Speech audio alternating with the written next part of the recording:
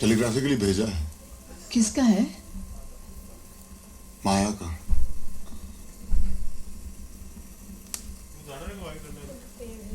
क्या लिखा है?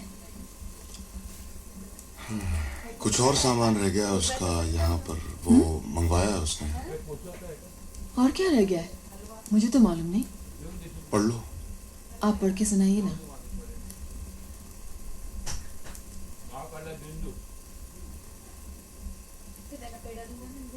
सुधा,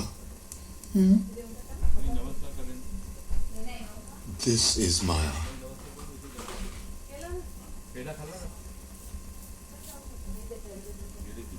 एक दफा वो याद है तुमको, बिन बत्ती जब साइकिल का चालान हुआ था, हमने कैसे भूखे प्यासे बेचारों सी एक्टिंग की थी। हवलदार ने उल्टा एक अठन्नी देकर भेज दिया था। एक चवन्नी मेरी थी, वो भिजवा दो। How sweet. और सावन के कुछ भीगे भीगे दिन रखे हैं और मेरे एक खत में लिपटी रात पड़ी है, वो रात बुझा दो। और भी कुछ सामान तुम्हारे पास पड़ा है, वो भिजवा दो। पतझड़ है कुछ, पतझड़ में कुछ पत्तों के गिरने की आहट कानों में एक बार पहनकर लौट आई थी। पतझड़ की वो शाख अभी तक कांप रही है, वो भिजवा दो। 116 चांद की रातें, एक तुम्हारे कांधे का दिल,